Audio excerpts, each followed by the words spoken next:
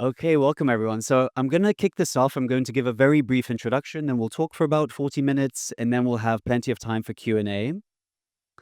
I am very, very excited to have Audrey here. Audrey is very much an intellectual hero of mine. I think one of the few real original thinkers out there. So it's really an honor. Audrey's been doing a lot of work and thinking in the realms of democracy and technology and where those fields intersect, and particularly where around an idea called plurality that we'll get into. Audrey was the digital minister of Taiwan, one of the youngest ministers in Taiwan's history, and is really a civic hacker at heart. Um, One thing I want to touch on is why is this conversation important at Edge? Why do we care about these topics? And we really think about societal change from the point of view of experimentation and systems. And I find that plurality is the most coherent set of ideas that has um, put concepts around societal change towards human flourishing in a way that people can understand. It's kind of a meme that has really started to spread, and it's really exciting. But it's not just a set of ideas, it's also a practical set of tools. And we'll talk about Audrey's experience in Taiwan and some of the actual experiments, including most recently in the US, which are really exciting. So we'll get into plenty of those as well. But I thought just to kick off, it would be great to hear from you, Audrey. Maybe let's start at the start and help us understand, maybe paint a picture of how you went from a teenage civic hacker to eventually being one of the youngest ministers in Taiwan's history. So maybe take us to those teenage years. What were you doing? How were you feeling? And help us understand that. Thank you for that. I thought we need to start from the very start, like when I was born. I was born with a heart defect when I was 4. Doctors told me and my family that this child has a 50% chance to survive until heart surgery. And I eventually got one when I was 12. But for the first 12 years of my life, I fall to sleep every night, feeling like flipping a coin that doesn't land well. I don't wake up. And so I get this very interesting existential opportunity that I call, publish and then perish. So then I learned to, document what I learned every day on tape recorders and then floppy disk. I don't know whether you remember those. But anyway, and then eventually bulletin board systems and then the internet, and always free of copyright in the public domain, because if I don't wake up, well, people can still, compose, upcycle whatever I produced. And so that led me to essentially civic hacking. I attended 3 kindergartens, 6 primary schools, 1 year of middle high before dropping out to do entrepreneurship. We built the earliest like C2C auction like eBay and things like that in Taiwan, got investment from Intel and things like that. So did my entrepreneurship stint when I was 14, 15. But it was much more interesting to engage the open source, previously free software communities. And so I did a lot of work with especially the Perl community and internet standards communities in my kind of teenage to early 20 years. And that led me to this idea of G0V or GovZero. GovZero is a meme, G0V.tw. Started 2012, basically saying for all the governmental websites of Taiwan, something that gov.tw. If citizen doesn't like that, instead of protesting, we can actually demonstrate in a demo sense. We can build equivalent thing as something that g0v.tw. So just changing an O to a 0 gets you into the shadow government, whether it is the budgeting side, whether it's the dictionary or really anything, health services, whatever. The civic hackers can always like mount a shadow government website, always open source, free of copyright, and then kind of using mass mobilization to force the government to merge us back. And so that worked so well that by 2014, we won the trust of many civil society organizers. And so when they decided to literally occupy our parliament building in 2014 to protest the trade service deal that would have allowed Huawei and CTE and other so-called private sector from Beijing to our telecommunication, our publishing industry, and so on, 500,000 people showed up on the street and we occupied the parliament. peacefully. But thanks to people in GovZero, we provided live streaming and transcription and all the situational applications that enable this protest to turn into a demonstration. Basically, 500,000 people on the street can show up and just go to any of those open space. Like there's like 20 or so tents, and you can choose one side that you care about: environment, human rights, labor right, whatever. And then you enter your company name, and then you find exactly how the trade deal affects you. And then we live stream the conversations, and every day then we do sense making and read to the plenary, to literally everyone, that this was agreed the previous day and these were the remaining issues to be talked about today. And after 3 weeks of peaceful, nonviolent Occupy, we managed to produce probably the only very coherent proposal from all the Occupy movements around those times, which the Speaker of the Parliament then said, oh, this is a better set of ideas, let's just adopt it. So it was a Occupy that ended up victorious. And so we kind of invited ourselves into the government in 2014. And by the end of that year, I was tapped as the kind of young, what's called reverse mentor, youth mentors to the cabinet ministers. In Taiwan, we have this system where people under 35 advise cabinet minister. I was 33 at the time. So we worked together to bring this process from the occupied parliament to somewhere online, because we want to resolve other contentious issues like Uber or Airbnb or marriage equality or whatever without occupying government buildings again. So we replicate the process online using Polis and other systems. We call it V-Taiwan. It works so well that in 2016, when I become 35 and therefore too old to be a reverse mentor, they promoted me into the full minister in that position. And then I have my own reverse mentors advising me then. Wow. Well, that is such an incredible story. Just to mirror that back to you. So this was the Sunflower Movement in 2014. There was a very obscure, obfuscated policy that the government was trying to put into place in terms of a trade deal with China. 500,000 people protested, including UN folks occupying the actual cabinet of the government. The parliament. The parliament, sorry. And then based on the efficacy of that process, as you made everything transparent to the people and the government realized that this was actually a force for good, they not only followed through with your ideas and suggestions, but they also then hired you directly. They kind of must, because the approval rate at the time was 9%. So in a country of 24 million people, anything the president says, 20 million people say, huh? And so anything that gets better than 9% approval rate is worth a try. So Taiwan is a relatively recent democracy, is that right? 1996? Yeah, that's the first time we did a presidential vote. And that was actually my first website. It's to support one of the presidential candidate, because my dad was a speaker and organizer. Of course, he didn't win, but it's a valuable exercise. And in Taiwan, actually, that means that it's not two kind of people, one doing democracy and organizing and another doing technology and innovation. For us, it's literally the same people, the same generation. And we imagine democracy like a technology that gets better as more people put time into it.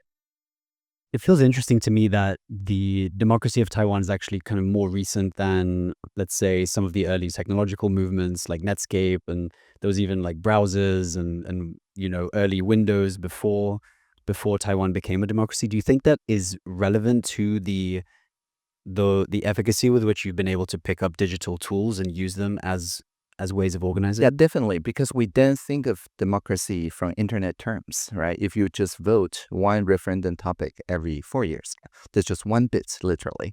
So like very low bit rate, very high latency. Even if you have like a ballot of like 16 people, that's like 4 bits. And so we analyze that, and because people already experiment with this online way of organization. So we started our conversation with, for example, citizen assemblies around healthcare reform, participatory budgeting. We learned from Brazil, citizens e-petitions and things like that, because when we democratize, all these become available already kind of on the World Wide Web with the browsers. Help us understand a bit more about the G0V, about GovZero as a movement, as an idea. As if I understand it correctly, essentially you were taking data that you had access to and making it much more legible to civil society, right? It was things that the government was not sharing, and you would essentially make dashboards and give much more clarity there. Is that right? Yes. And so one very quick example. For example, in Taiwan, early 2020, we had a mask shortage issue and people queued up buying masks. And so one person from the GovZero collective just decided to prototype an app that let people using like Ushahidi, self-reporting, to report which parts still have mask left. But because they tap into the same supply that we have been building as GovZero with the government on visualizing air quality using, air boxes, PM 2.5 sensors that people can put on their balcony and their schools and so on. So there are existing networks for air pollution, water pollution, noise level, and so on. So because these trusted API endpoints are already there, so I, at the time, already a cabinet minister, worked with the National Health Insurance to basically work with all the pharmacies, and in 3 days, we provide a real-time open API, refreshed every 30 seconds, to those maps. So instead of people self-reporting, now we have a very clear kind of demand and supply, real-time data for people to visualize. And this has two effects. One is that the panic died down because people know very predictably, like when is the next batch of masks available. And then it unleashed a lot of citizen, civic hacker energy, because then people can say, oh, the distribution was not fair because it was prioritizing by equalizing the distance. But in the urban area and rural area, 1 kilometer means 1 hour versus 5 hours or something like that, right? And so we should actually prioritize based on time and so on. So the opposition party, instead of just protesting, again, they also have their data analytics team. They also work with OpenStreetMap. They are kind of forced to provide a demonstration, not just a protest. And then when the interpellation happened in the parliament from the opposition to the ruling party's minister, the party minister basically just said, okay, legislator, you obviously know about data analytics and you have a better algorithm. Let's deploy it next Thursday. So it turns conflict into co-creation.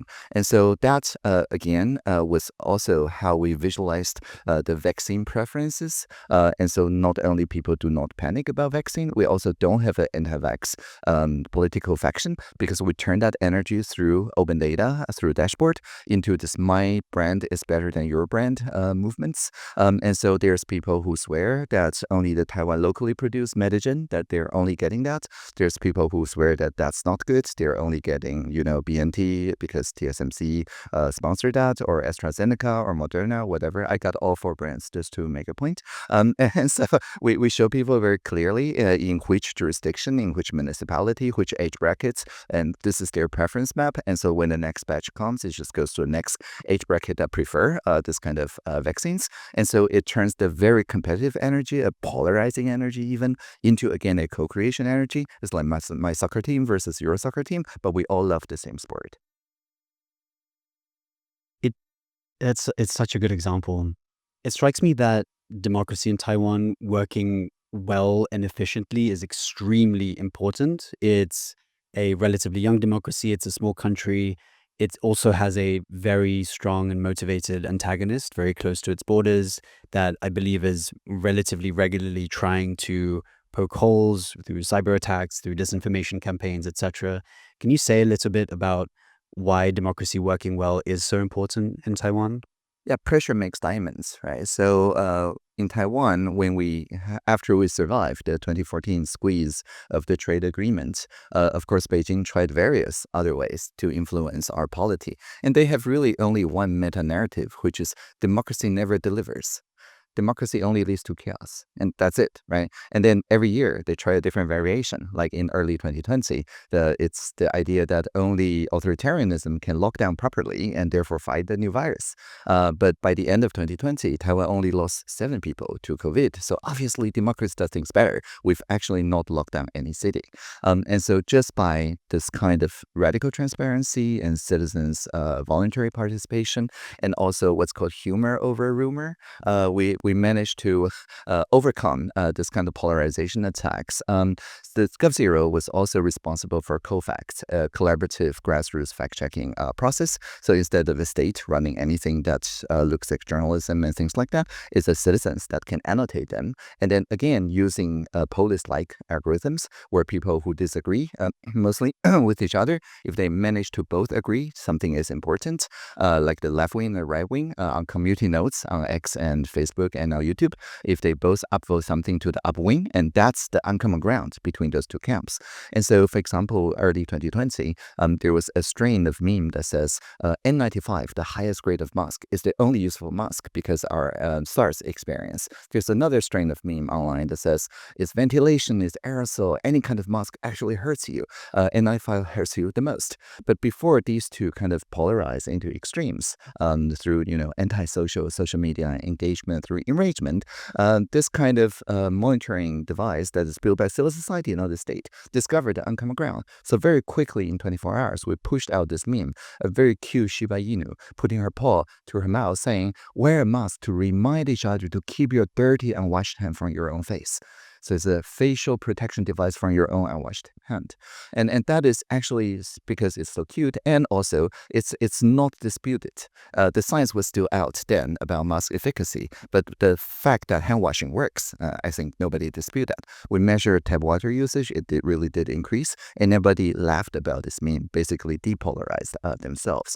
And so the importance of this pressure makes alignment idea is that we need to double down on democracy. We cannot fight authoritarianism by censoring ourselves, by giving up our top of Asia internet freedom.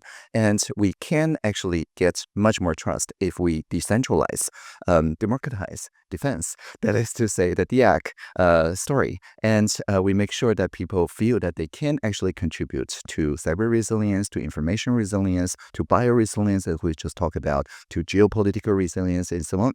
And so every time we crowdsource those ideas, the people feel that the state trusts them a little bit more. Some people decide to trust back. And so by 2020, from 9% in 2014, we're back to like 71% approval rate by 2020.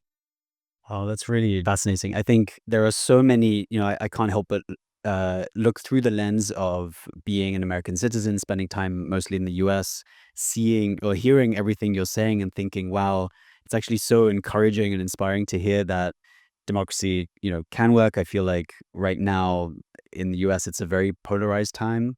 And, in Taiwan, you've had to figure out ways to deal with that because you can't let polarization get in the way of, maintaining safety and, staying functional, especially in the face of an adversary.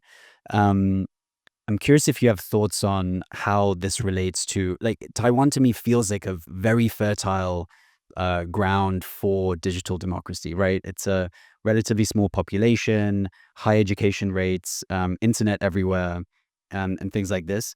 Do you feel like these ideas map onto other places, let's say the US or, some of the other kind of polarized Western societies?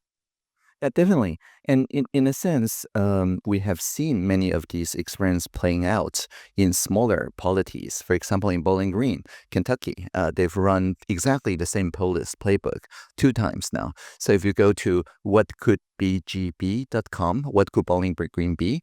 They just concluded their latest round. And I think 1/5 of the Warren County people participated in the police conversation, which basically shows you one statement from your fellow Warren County residents, like, I don't know, I prefer that Bowling Green has a distinct identity from the nearby Nashville. That is one statement. Or that we should all be speaking Russian. That's another statement, a real statement. We should mandate ketchup in drive-through French fries. That's another statement. We should, anyway. And so you see one statement, you can either upvote or downvote, but there's no reply button, so there's no room for trolls to grow. And after you engage a while, you will probably feel that you want to chime in, so you can chime in. And there's a great visualization that shows your avatar among the kind of different groups, and also the bridging bonuses given to the idea that transcends those partisan or ideological divides.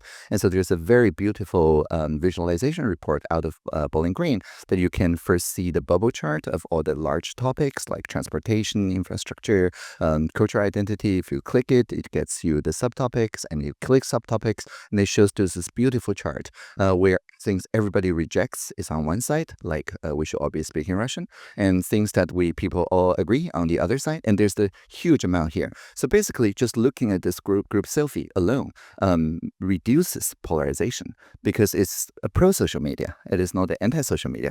Anti-social media amplify the extremes, and pro-social media amplify the uncommon ground. And so the uncommon ground gets much more viral, much more voice, and then people model after those uncommon ground and chime in even more. And so at the end of the day, most of the ideas, like I think 85% or more, are actually a groundswell support. And then the mayor and the community listeners everywhere around Bowling Green can then say, okay, let's implement this. These are low-hanging fruits. It seems that everybody agree. And it can actually back propagate to the actual statements to find out the exact words. And so the topicalization, summarization, this feedback, and so on, of course, are all using large language models, that they're using it in a non-hallucinatory way because nothing is generative, right? Everything is grounded to the specific statements. Can you talk a little bit about the citizen assemblies that you've done in Taiwan and maybe ground that in an example that actually played out? Sure. So I'll use a recent example. We've done many citizen assembly, including on the single payer universal health care that also covers dentistry, which is very good. But that was like 20 years ago. So I'll use a recent example. So last year, we witnessed on Facebook and YouTube and other places, there's a lot more advertisements featuring fake people. And like Jensen Huang, NVIDIA CEO at Taiwanese, and like he would say that I want to give back to the country. I'm giving you free crypto. And then if you click it, then Jensen actually talks to you. It sounds just like him. And later on, actually looks like him. But it's a deepfake, probably running on NVIDIA GPU. And it crowds out the actual advertisement from small and medium enterprises, and people get scammed, sometimes a lot, right? But Facebook was, earning money because the scammer paid more. So they have this perverse incentive to not fix this.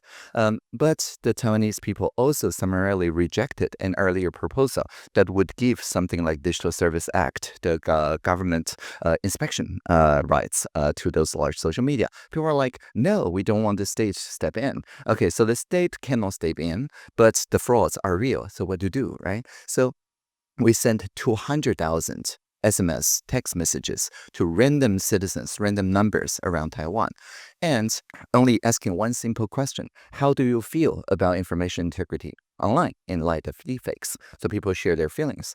And many people, thousands, also volunteered to take almost an entire day, a long half day, to deliberate online about this issue, to talk through their feelings of each other.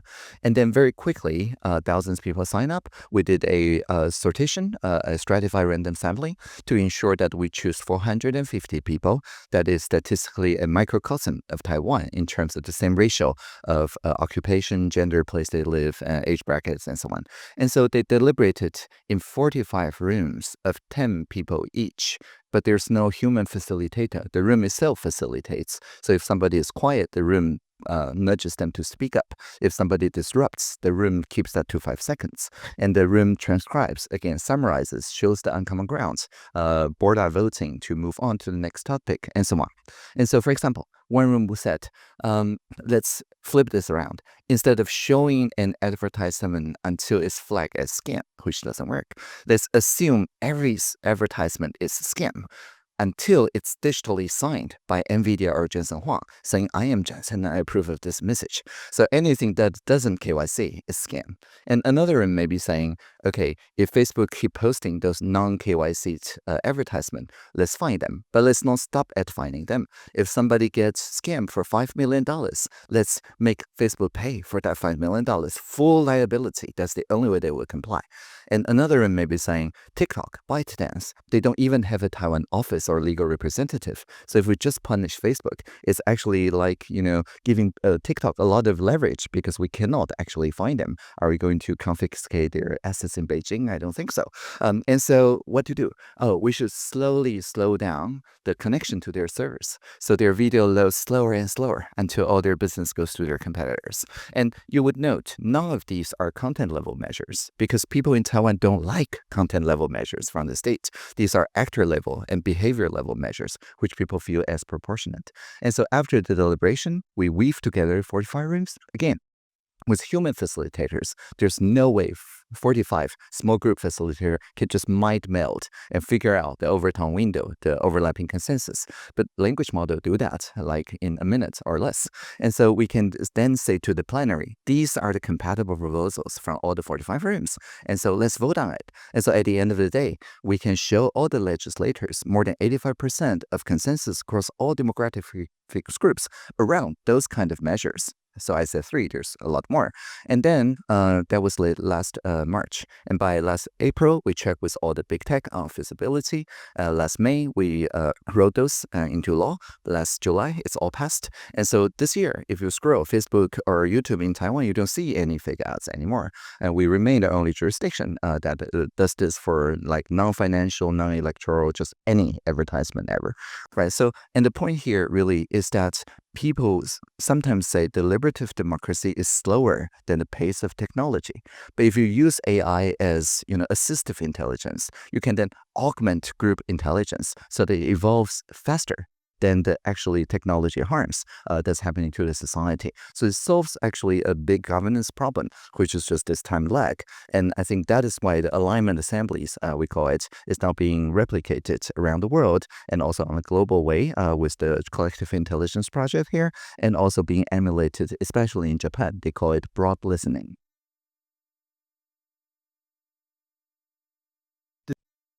It's such an amazing example of how you can, empower people to have a say, actually find a solution without getting into what could be relatively authoritarian ideas against free speech, and actually like maintain freedom of speech whilst achieving the goal. So yeah, a wonderful example. I'd love to move to plurality now. And maybe for the folks who don't know the idea or haven't read the book, could you kind of briefly describe the idea of plurality?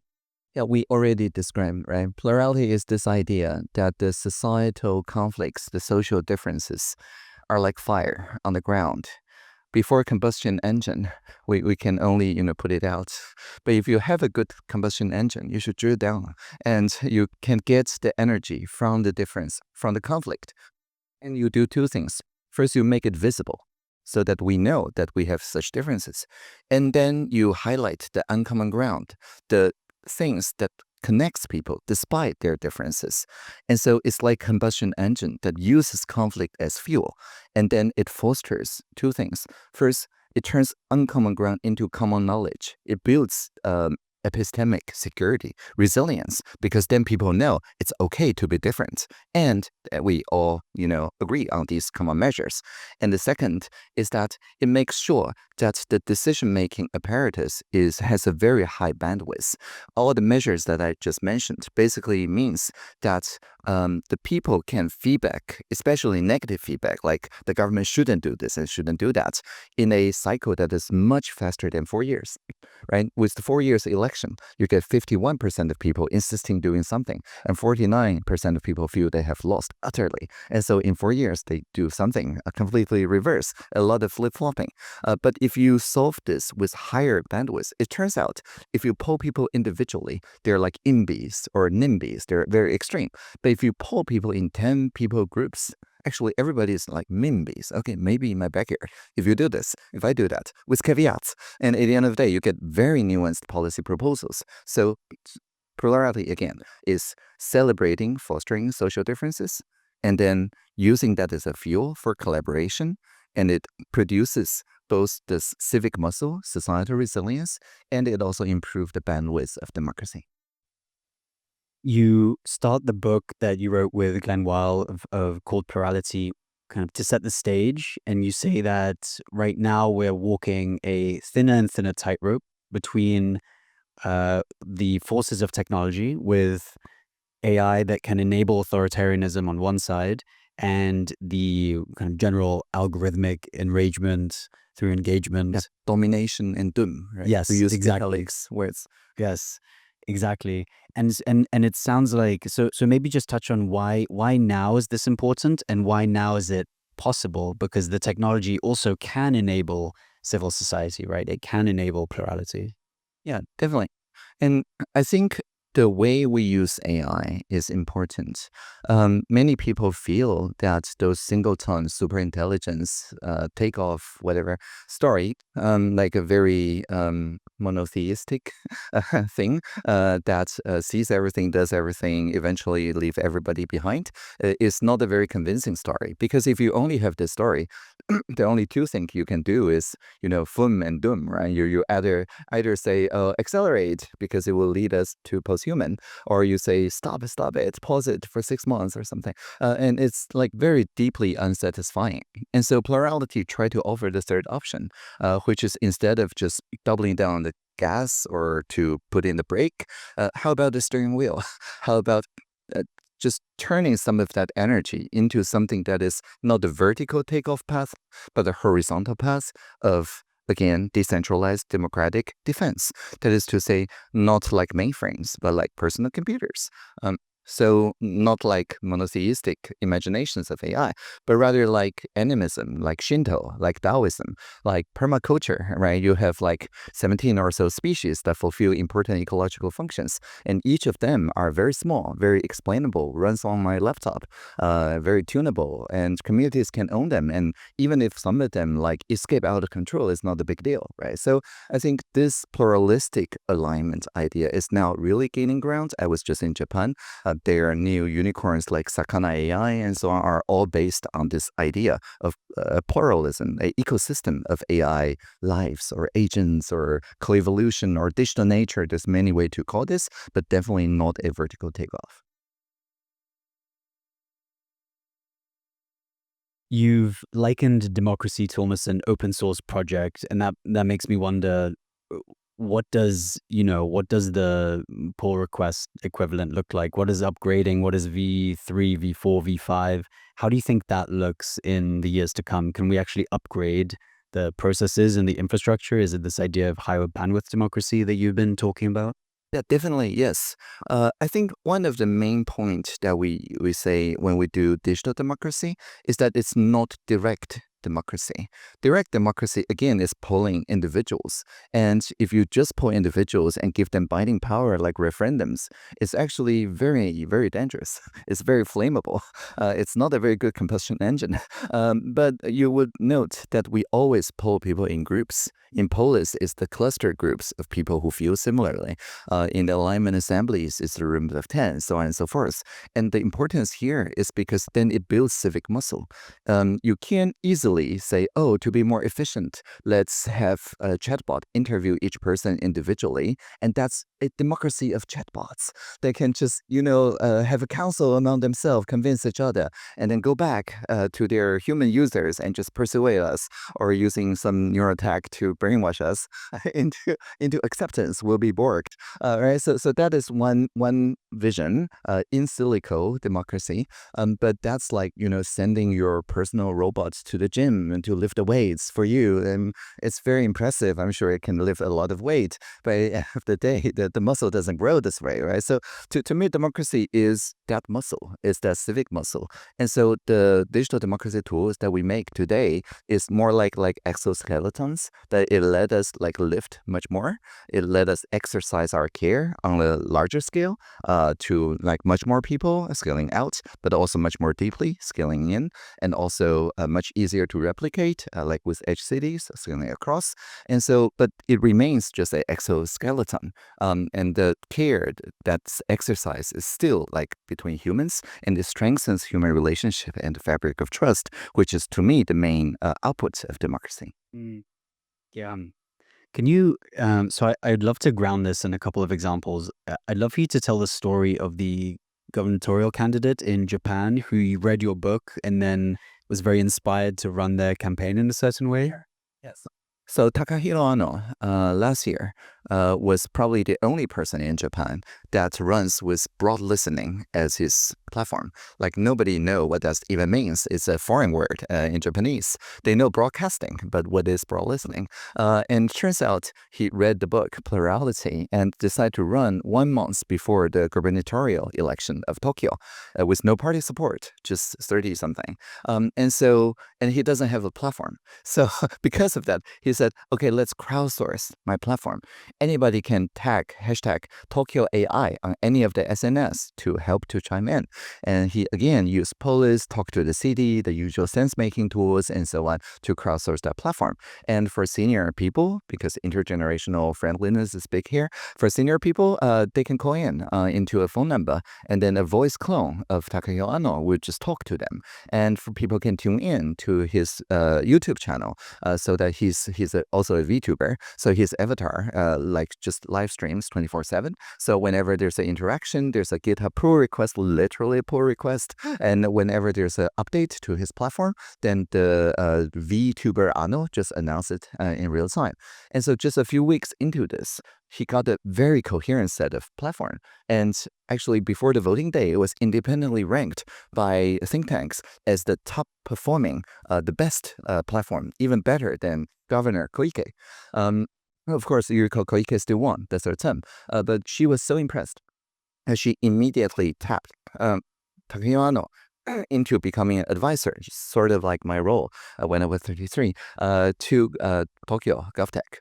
And so they built together this broad listening device for the Tokyo metropolitan area, and it got the attention to all the different parties. So when I was in Japan a few weeks ago, all the three parties, the two opposition and the one ruling, all say that we're doing broad listening even better than Ano with this, with that. And so it's very good. There's a race to the top. Why not? Such a cool example of how we can go from theory and ideas and discussion to, writing a book, and then the ideas actually start to spread to, not just Taiwan, but also Japan. It sounds like now with Bowling Green, it's also in the US. I know you're doing some work with Gavin Newsom in Oh, California. yes, I'm going to Sacramento tomorrow.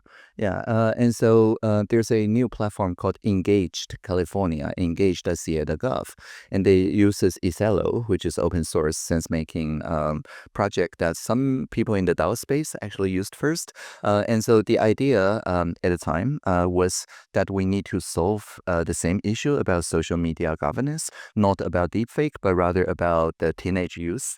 And because California really I think they think in a very frontier kind of way 2 years ago, because the teenage people, the young children, never voted in the legislator that put in kind of the ban on teenage use of social media. And so it's a classic sense of something about them without them. And so the governance team and his first partner, Jennifer, was like, how about let's just involve the children? And the children can, in a statistically representative way, set the rules about social media use. Maybe social media is fine if you have a daylight computer, right? Instead of a, addictive touch screen and a small screen, so on and so forth. And then we consult with their parents, and then we can set the state rules about social media. And on the day of supposed launch, I was here, and the wildfire happened. So it did not get to launch. On the other hand, this quick pivot is kind of good, because wildfire is an acute issue. Unlike social media, which is a chronic issue, an acute issue elicits much better grassroots engagement. It gives people in the grassroots organization roles much more things to do. And so we got a lot more signups than we anticipated, like 5,000, 6,000 just in the first week. The click-through rate of the email was like 25%, which is like 5 times higher. Right. So you get an email from Newsom saying, chime in about wildfire recovery and prevention in Palisade Eaton. Most likely you click through it. And then they just published the first response, the agenda setting reports, and they're like low-hanging fruits that everybody thinks is a no-brainer to do, like mental health support for recovery centers and things like that. There's a whole list, and then there's like 4 main devices so that they can run deliberations on this main device. Like, as we rebuild, should we allow even more people in the area? As we make infrastructure, should we prioritize public sector or private sector, and so on and so forth. And so I think this is a great example of a sudden pivot that lends much more legitimacy legitimacy to the process because of urgency and air cover, and the politically. And then in the May budget bill refresh, Governor Newsom basically said, okay, this pilot is really good, so let's allocate a bunch of budget and make a civic infrastructure so that the next time around when we want to deliver about really anything, then the data and innovation office and the state people commit to maintain this open source apparatus so that it can be used to deliberate pretty much any level of issues. That is so cool. How was it in Taiwan? How are these tools kept up to date? Because you said it wasn't the state. Was it then like universities? Were they involved? Was it kind of public-private partnerships kind of? Right, exactly. Yeah, in Taiwan, we always work with credibly neutral partners. And this is very important because if it is seen as a partisan platform, then all hope is lost, right? And so, for example, when we first launched V-Taiwan with GovZero, we strongly associated with the National Academy.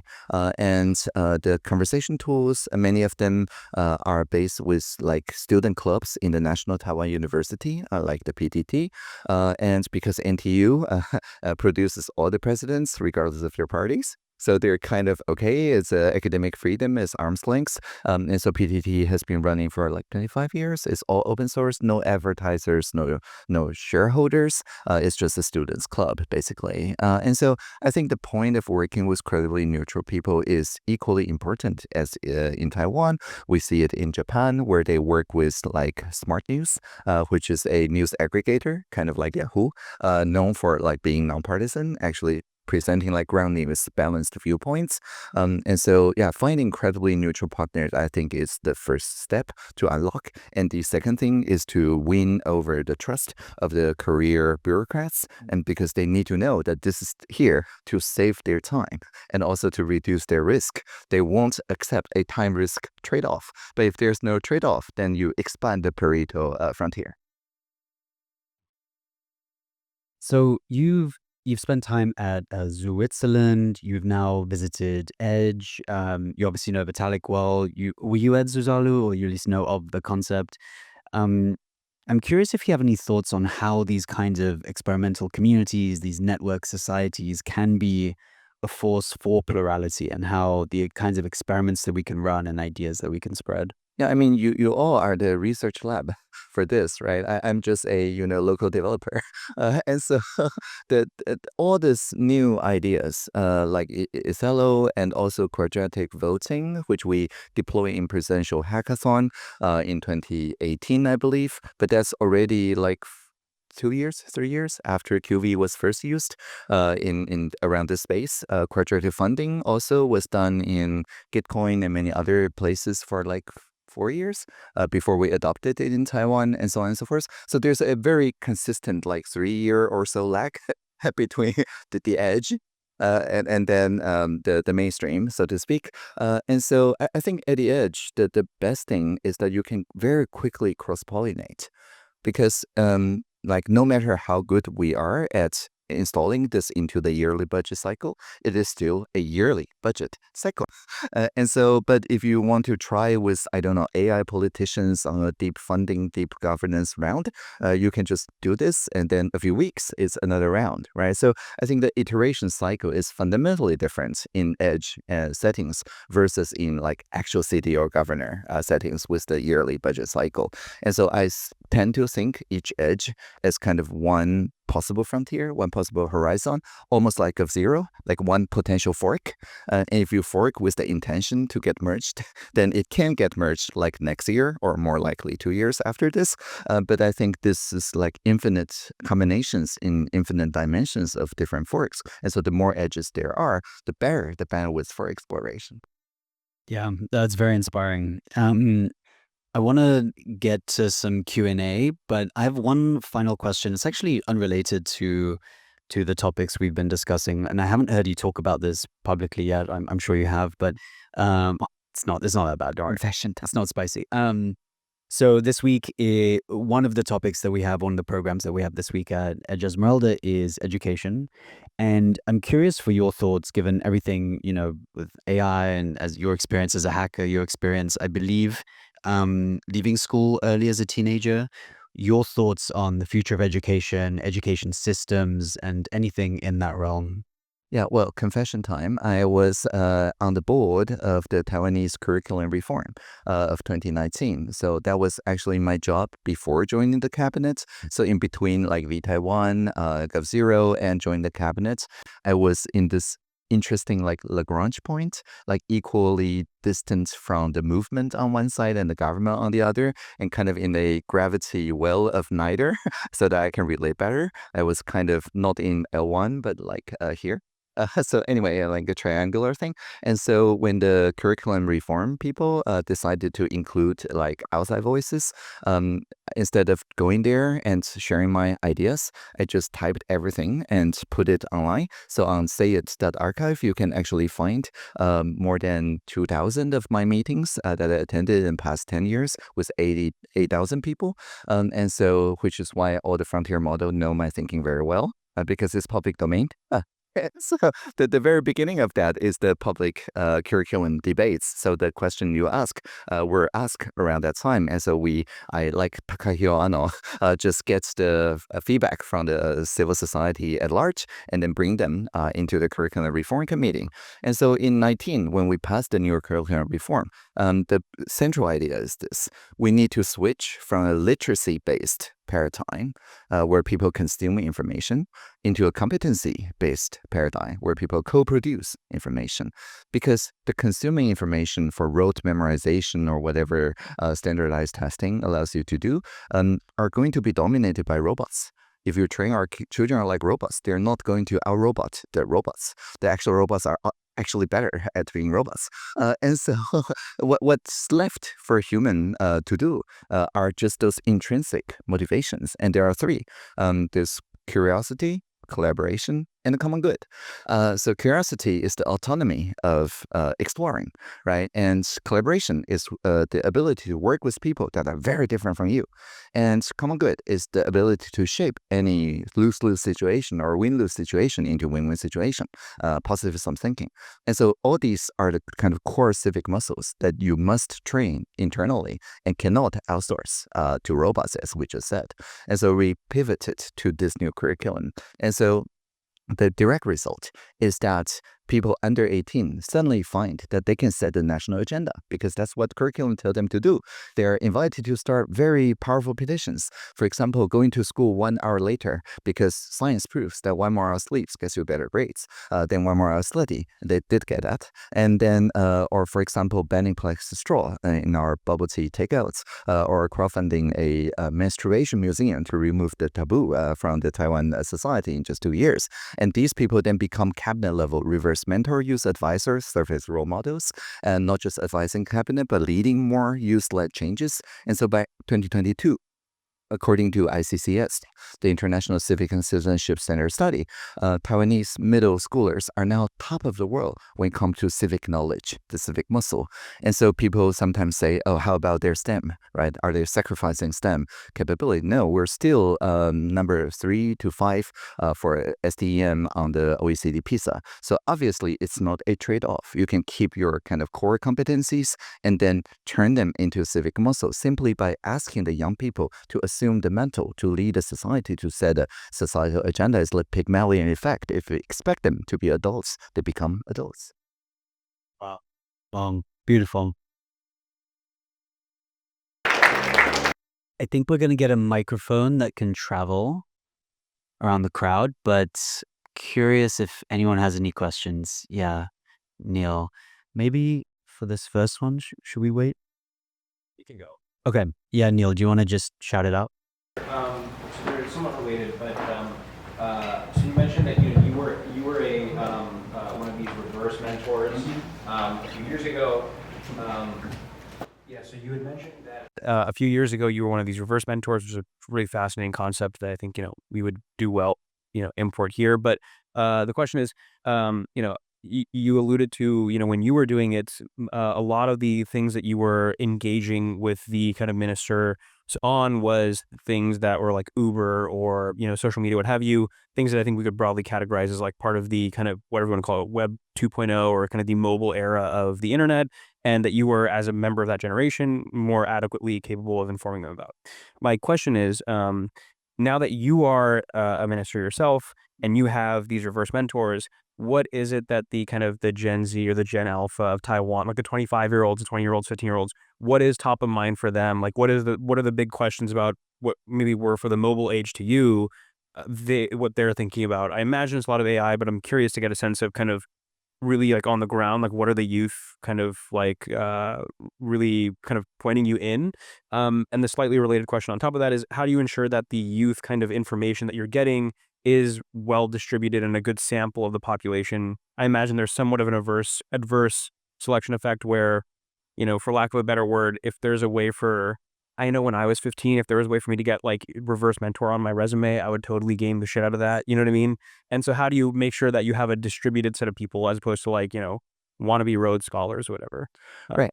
So I think for agenda setting, statistical representation is overrated. You don't need that because it's purely additive.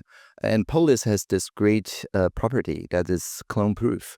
So even if you have like two groups that are 5,000 people on this side and just 500 or even 50 on the other side, you still have to get this cross-pollination consensus on both sides. So the larger group still have the motivation to convince the smaller group. So even if through this self-selection, people who show up to share and so on, people like more vulnerable or have less time on their hands and so on, do not dominate the largest groups, who are, by the way, the 17-year-old and the 70-year-olds, because they have more time on their hands. It's fine.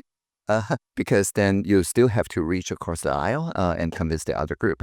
But when we're actually making decisions, such as with the anti-scam example, we then use the rigorous polling method, stratify random sampling, to ensure that we still then have the same ratio as any rigorous poll. So it's a combination. And MetaGov has this great kind of picture that they're publishing a bit later. But anyway, the point is that you can think of it as like many diamonds.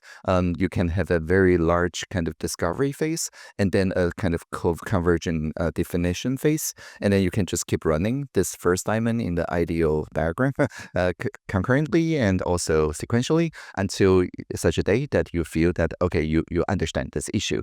You understand where the uncommon grounds are, and then you respond with the development and the delivery, to use the double diamond vocabulary. So this is the first part. And the second part is, what does the Gen Z say to me? So I served as minister for 7.5 years until last year. And starting last year, I'm now the cyber ambassador. Cyber means to steer, so like steering technologies, like cybernetics. And so my reverse mentors, when I served as cabinet minister, like last year, one of them are actually in this community named Meshbing. And so his main thing is to basically allow portability in all the online services. In Utah, actually, here in the US, just last month, they passed a law very similar to this on-ramp, off-ramp idea. I use that as an example because it's easier to explain. Utah passed the Digital Choice Act that says, starting next July, if you're a Utah citizen, and you have a social media account, say on X.com, and you want to migrate to some other social network, say Blue Sky or the Fediverse, then X.com must offer two-way synchronization so that in your new account, you retain all your followers, all your contents, all the bidirectional conversation, so that what Cory Doctorow calls enshittification cannot happen, because then the older, larger platform do not have the gravity effect. And for one person to gradually move out, they pay no transaction cost, no exit cost. There's a credible exit path. So the idea I got from Meshbin and other reverse mentors is that they would very much like this kind of interoperability and portability in all the services. For example, we have a decentralized government wallet, which is like the mobile driver license here. But the difference is that it doesn't ping back home. And also it cannot ping back home. And also it's based on verifiable credentials. And so, and it's going to be open source. So that if you don't trust the government at all, but you trust your school or your co-op or whatever, you can just fork that code and use that wallet instead, but it's still going to interoperate. right? So this radical interoperability, I think, is one of the key ideas because the Gen Z have seen the result of platform lock-in. And so anti-lock-in, I think, is a very strong ethos.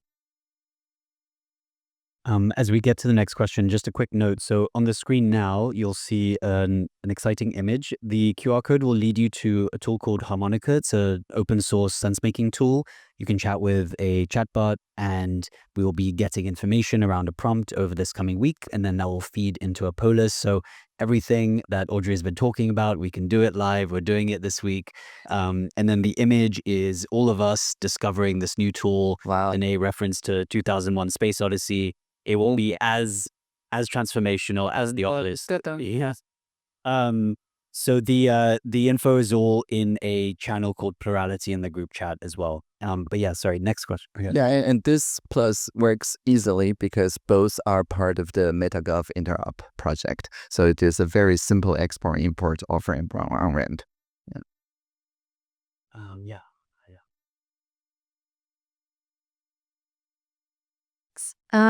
Yeah, so Mike, what do you think the future looks like for deliberative democracy tools? So you mentioned a lot of different tools and platforms, poll lists, smart news, quadratic voting. What else are people working on that's interesting? Or what do you think is missing? Yeah, I've been working on Frankly, frankly.org, which is like the 45 rooms I mentioned. We work with Stanford Deliberative Lab at that time, but that was a proprietary platform. And again, because of data portability and many other issues, many organizers prefer to use preferably strong copyleft platforms. So Larry Lessig in Harvard purchased the Kazan tool and turned it open source. And then I actually contributed the first pull request, translating it into Mandarin and also to Spanish. I don't even speak Spanish, but thanks to vibe coding, it works perfectly. And so I think that is really the thing because the interoperability, the off-ramp and the on-ramp, the translation, all those like essential connective tissues were not sexy at all. And so these were neglected because if you are a thriving open source contributor, you probably want to work on something that gets you much more strict credentials, right? But now you don't have to do that. You just tell, large language models that, and it just makes it happen. And so one thing that really excites me is really this MetaGov interop, which is using vibe coding to make sure that all of this different parts work together. So this is the first thing. And the second thing is also, I think, the deliberation is taking place outside of democratic setting. That is to say, it doesn't have to anchor to a mayor or a governor or a minister and so on. People are more and more seeing that actually in any group of 5, of 10, and so on, you can actually augment your group intelligence just as easily with these tools. And so this is very good because then those 10 people already commit to each other. They don't need to wait for, another budget cycle and so on. So what really interests me is this like innovation on a very hyper-local scale because it's like home cooking. If it's all open source and it's all interconnected, you can just download that as kind of ingredients. And even if you don't code, you can just talk to your vibe coder and say, I want to use it exactly in this way, in this particular interface. It probably doesn't scale, but I don't care. Just make it up, right? And so I think this just make it up in a like non-coder space with hyper-local, smaller communities. That's probably the next horizon. No, I saw your hand up. This is so inspiring. Thank you so much. So a lot of people are burnt out from DAOs, and oftentimes will collapse paradoxically from their own success. Like Vitalik blogs about it, everyone's happy, and then the community drowns as people flood into it.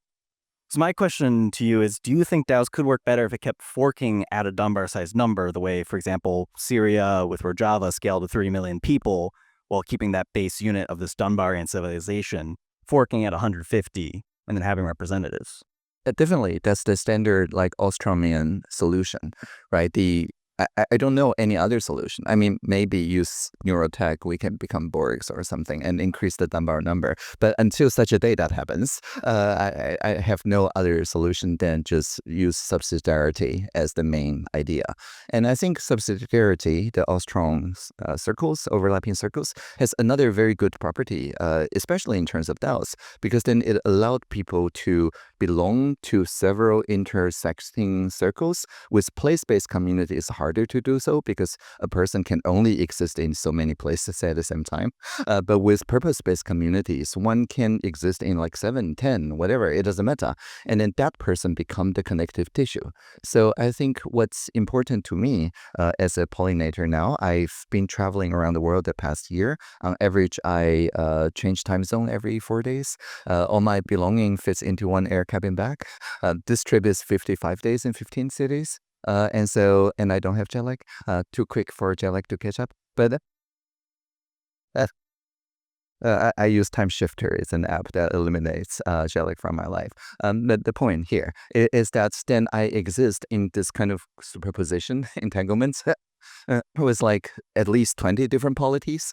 And every time like one polity comes up with a great idea, it just cross-pollinates very easily. And so I think then with a lot of those super connectors, you do not actually need very large DAOs.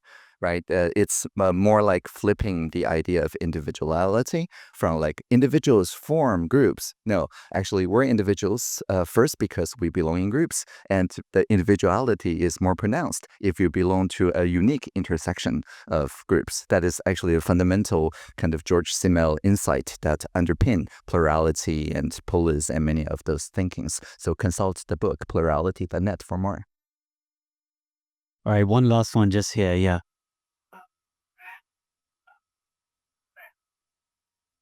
Sorry. Hi, thank you so much for speaking. I have two kind of vague questions. One is, it seems like from like Polislavy's tools, they're really good about collecting public opinion and doing value alignment. And I'm curious if you have insights through experience on how the frictions in translating that into actual legislation and kind of how to like iterate and elevate legislation that works. And the second one is, how from your experiences seeing this implemented in lots of different settings, what do you think it takes to get institutions and political, like you said, like the bureaucrats to actually adopt this participatory process into their institutions versus just treating this as like kind of like an advisor, nice to have role, but it seems kind of messy. And yeah, so love to hear your thoughts. Yeah, for career bureaucrats to support this, of course, it must be reducing risk and saving time. This is well understood.